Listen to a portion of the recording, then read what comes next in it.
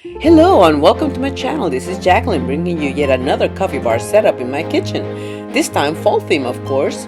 In addition to seeing how I use what I already have, plus a few new things, I'll show you a DIY project and how I created my own mug tree. If this is something that interests you, stay tuned.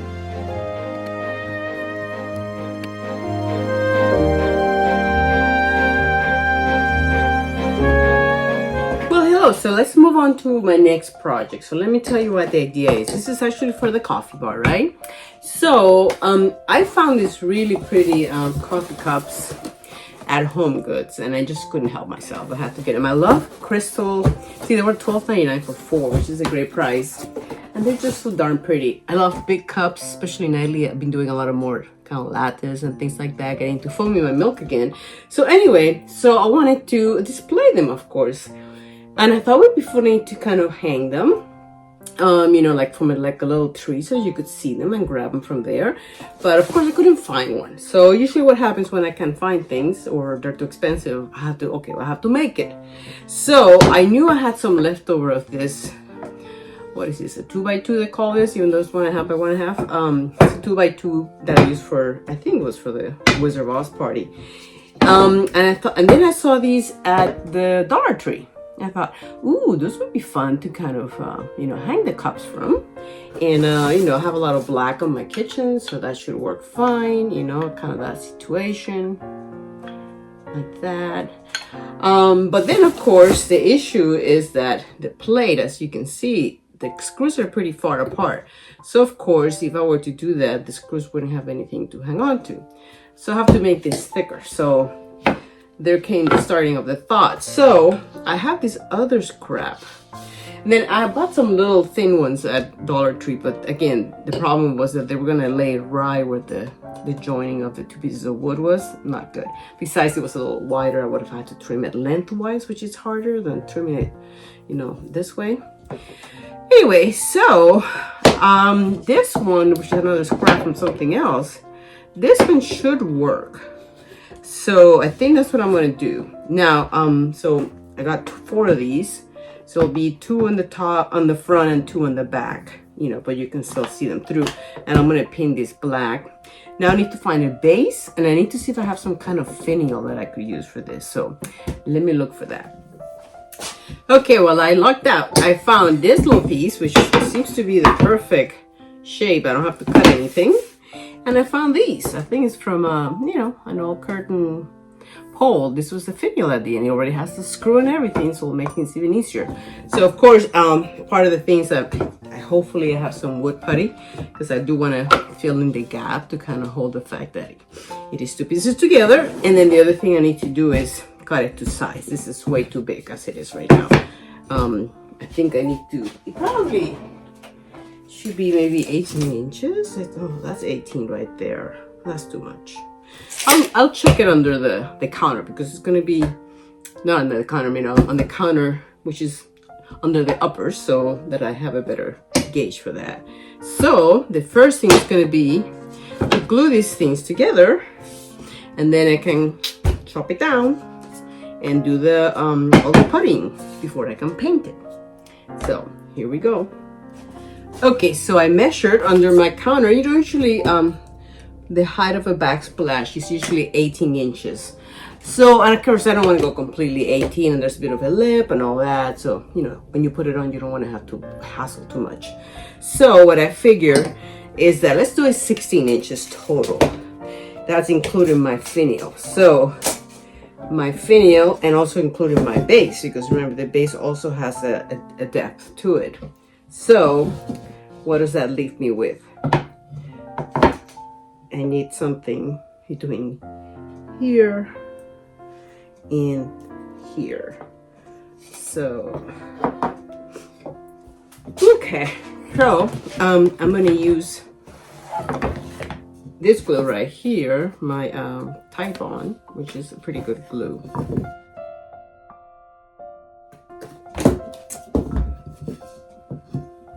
Okay, and I'm going to clamp it with this guy here.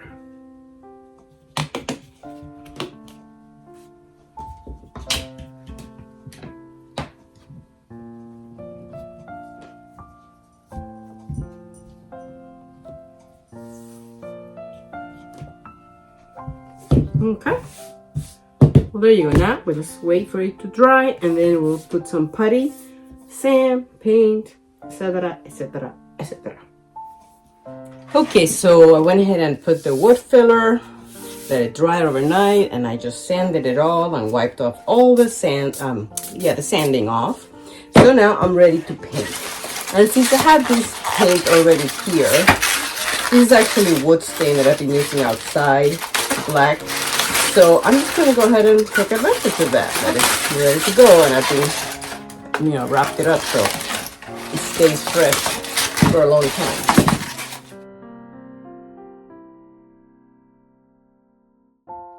Okay, so now we can get back to making our tree.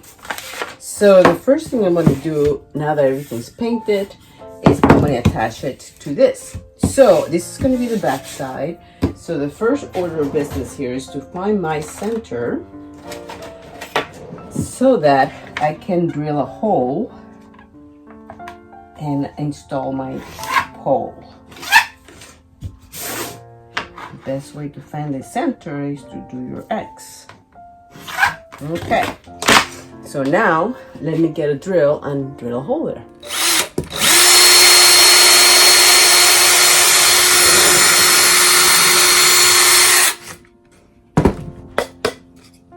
Okay.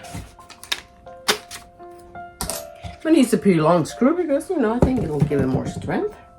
Now, the other thing I probably should do, as I'm thinking about it, is start my pilot hole in here as well. So I'll do the same thing we're making the X.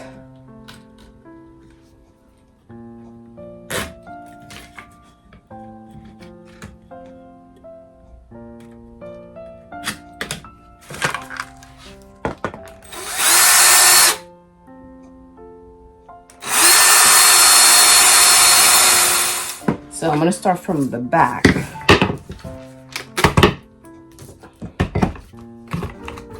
Change my bit.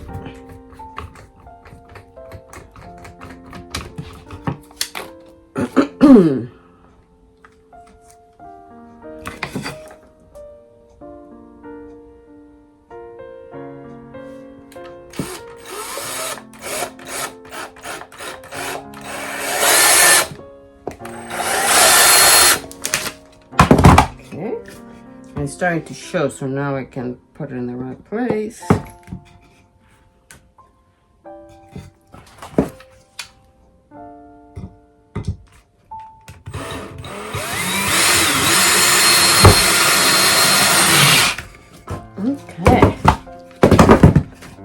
Okay, now we're good. If I can find some, I might put some little feet, or maybe I'll just do felt, just so that it doesn't, not so flat down. Okay, now I think I'm gonna go ahead and put the finial on, and then I need to put these on, figure where they're gonna go. Okay, so to put the finial, I need to make a much bigger hole, so I need a bigger bit than this one. So let me go find one. Okay, so same thing, I made my X and I made my metal, and now I'm gonna attach this guy. There he is. And I'll probably touch him up paint wise. So we got the main structure. Now let's do the hooks. It'll be 2 in the front, 2 in the back. So actually it will be pretty, both sides will be really shown in a way. Let me get the cups because it's important to visualize the right placement. Okay, so here's the cups, right? So we know they're gonna go like that. And because I gotta figure out where the next one would go. Maybe I need to go as high as possible to make sure there's enough room for the next one. Let me get another one out.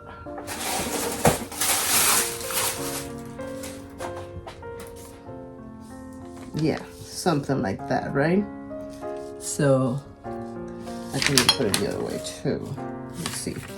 And then the ones on the back will probably go the other way. So yeah, I think it will look nice. Put I'm gonna go as high as possible here to make sure that it has enough room for the ones below because of the way they hang, right?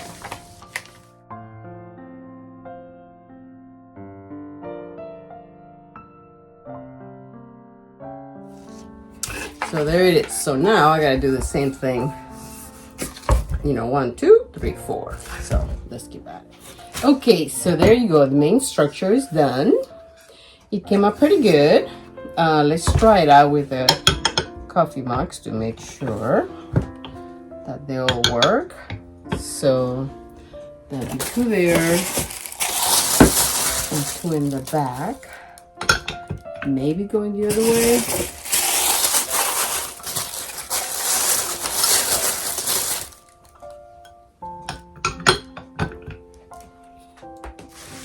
Yeah, I like it. Something like that, huh? Now, last touches. What I'm gonna do is before I put everything together and put it in my coffee bar, I think I want to give it like a little detail, just to, like I say, I'm gonna see if I can find some little feet to put on it, maybe like a very small little bead, wood bead, and then I want to give it like a little, maybe like a rub and buff kind of edges here and there. That's what I'm thinking. And then I gotta touch up the black wherever it looks like it needs it, and then it'll be done. Yeah, I found those little feet at the, I think, John Fabrics, and I put them on the bottom. So now I need to let them dry and I paint them black. Okay, so everything's pretty dry now. And you know, it looks pretty nice, you know, but I think we could shush it up a little bit. And again, I really don't like it. I could always maybe paint it again or something. But what I want to try to do is use some rub and buff. Just, I don't know, to give it a bit of a antiquer kind of feel or something. I'm going to start from the bottom here, or in case I hate it, you know. And usually with this stuff, you need very little.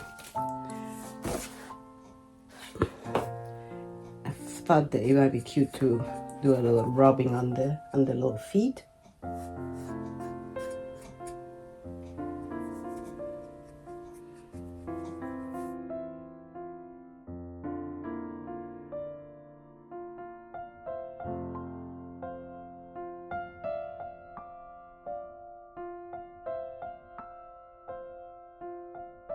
Okay, so again, it's very subtle. It just gives it a little extra something.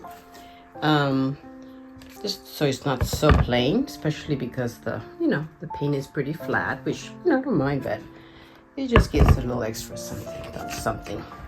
Okay, so I think we're ready to finish up our coffee bar. So let's get to that. Okay, so now it's time to do the coffee bar. So here, basically, this is just what it looks like. Without nothing, just has some few basics that are gonna stay. You know, my bread box, my frother, my coffee cups and things like that, and the coffee machine is right around the corner there. So that will stay just like that. So the real estate that we can work with is right in that little corner. So let's get started. So the first thing I've been doing, I think I got this either last year or the year before, is kind of utilize that corner. Since I am using the corner, I like the idea of using this little corner thing to kind of get started. See, it kind of fits there pretty nicely, and I can fit a lot of things in it. Okay, in terms of the things that I want to put in it, I usually like to have some syrups for my coffee. This is hazelnut and caramel. Actually, I don't remember which is which because they look very similar. One of the things I want to do, but I'll probably have to do later, is put some tags on a lot of the things. I think it's just kind of cute when everything is kind of tagged with little wooden labels. I did buy them, I just don't think I have time to really do them before the video. Okay, how about, sometimes I like to make smoothies, so sometimes I call this my coffee smoothie hot cocoa bar, a little bit of everything. So I like to kind of keep my protein part in a kind of a nice jar. This one's from Dollar Tree. Oh, those are from Dollar Tree as well, by the way. I like to keep actually it says coffee extra, but it's really vanilla. I just love after the coffee extras was gone, which I bought in a specialty shop, I kept the bottle because I like it and I keep using it over and over, it just looks very pretty up there. And for a little decor, how about this little vase that I've had for a while? I think it's from Dollar Tree from a while back. So we could put that one right there with a little, maybe a little pumpkin, and that area is pretty much done. So now let's move over to this area here. Okay, so for this area, even though, as you know, I like to make my own little 3-tier or 2-tier trays because it's so easy to do with dishes, I saw this one, in the $5 section at Dollar Tree, and I just couldn't help myself. I've seen a lot of people use it, and I thought it was kind of cute enough that I think it's worth giving it a go. So that's what I'm going to use for here. And this one also fits a lot of things. It has a lot of nice height. I'm going to start on the bottom. Part of what I like to keep in my coffee bar is also unsweetened cocoa powder to kind of add to my coffee and things like that. So this one, in a nice pumpkin that I already had. So that one's going to fit right there. It's also nice to have some treats. So I actually have some chocolate truffles that fit there perfectly in the same kind of jar as that one from Dollar Tree. On the top tier, again, many things that I like to keep. Instant coffee. Sometimes I like to put that on smoothies, or if I make a mocha, I might like to intensify, get more treats. This is just a mix of nuts that I made a while back. So that can go there. Some sugar-free chocolate chips are good for a lot of things. I put them in desserts. I put them in my coffee sometimes for an extra mocha kick. If I'm making like a, either a smoothie or a dessert, sometimes I like to use chia seeds. So this is kind of a nice way of having them. And they don't have to be on top. Oh, and I almost forgot the most important part. Hold on a second. So, since this doesn't really move around, this is my little hack. I've had this little turntable for a while, and I also had this piece of wood that I've used as a turntable. I think I started using this for my tea party. So what I want to do is actually put this on top of this, and now it becomes not only a 2-tier tray but also a revolving 2-tier tray. So it's much more useful this way. Only thing you have to be careful because it almost doesn't fit. There you go. It fits. Okay. So let's see what else. I also got this beautiful little pumpkin at Dollar Tree, and again I just put some nice healthy nuts in there. And let's see, we could put her in the top. Looks pretty. Maybe in the bottom. I still have room in the bottom as well. It fits a lot of this little tray. That's what I like about it.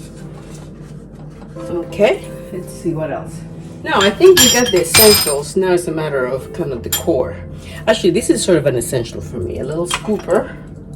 I use that one for, either the sugar or whatever. And also I use this one for my instant coffee. And what I like to do is also add some little decor. This came from something one time, long time ago. And I just think it looks kind of cute there. Even though I don't necessarily link the recipe. And then I have some extra leaves that I'm going to tuck here and there. Just to, again, make it a little bit more festive. There we go. I got a few of these pumpkins that I got at, was it Ross? I think it was Ross. It was like 6 for $4.99. And they're really pretty.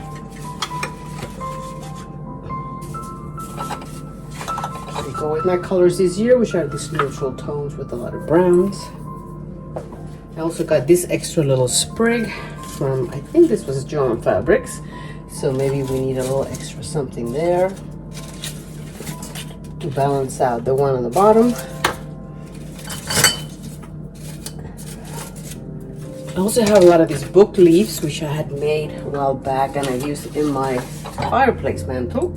So those were kind of nice and easy.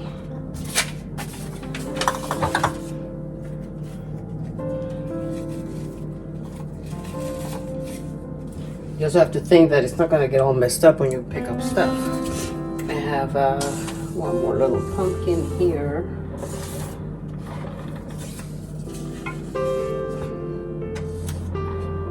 Yeah, so it has to look pretty from all sides. Okay, so now for here, usually what I like to do is I like to have a tray. So that's kind of my condimenting kind of area. So I already had it put together. Basically here what we have is this nice pumpkin that I found a while back. And this is where I keep my cinnamon. I have my little mini cups here. This is my sugar. And this is just decorative little, pumpkins and so forth. And then this is from Dollar Tree, the little pumpkin patch thing. I thought the colors were perfect. Again, the color scheme works pretty good. And now the last thing I have to do is over here. It's my my mug tree that I just made. Let's bring that over. Okay, here it is in all its glory. Let's put the cups on.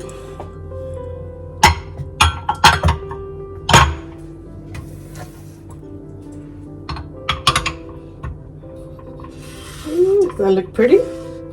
I'm wondering, do I put it this way or do I put it this way? I always picture it this way. I think it makes more sense this way. What do you think? Okay. Well, there you have it. Got some festive napkins. We're gonna go up here. This kind of sign from Dollar Tree, which I think I'm gonna put over here. I'm gonna dress up this area. Doesn't have much. Another cute little sign from Dollar Tree. Probably maybe there. Okay. Maybe more to the side or maybe over here, I wonder. Again, you always think about functionality. If it's gonna be knocked over every time you reach out for something, it's not worth it. I think that's good. And I have this coffee sign that sometimes I use. I'm not so sure. Might be too crowded to put it back there. Not loving it. Yeah, I guess I could always skip this one.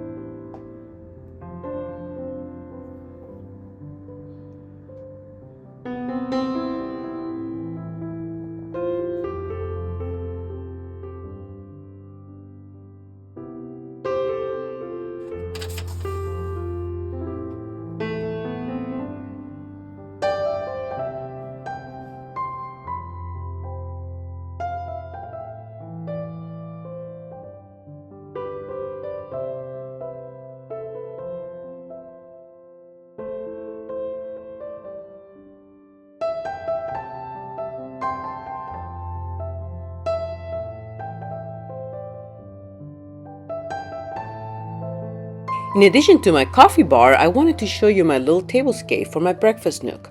I try to keep it simple using things I already had and keeping to my color scheme this year for fall, which is neutral tones of brown, beiges, and some gold and copper as accents. I used some of the same elements that I use on my dining room table to keep it consistent. I found these lovely copper fall leaf chargers at Dollar Tree and I just couldn't help myself. I had to get them. In addition, I have a small peninsula by the table, so I usually put a few things there to make it look more festive. Some LED candles, which are new, and some cute foxes complete the look for me. As always, thank you very much for stopping and watching, and I hope you enjoyed this video and I gave you some inspiration for your fall decor. Don't forget to give it a like, a comment, and subscribe if you haven't done so already, and I hope to see you in the next video. Stay tuned for more fun fall DIYs and decor.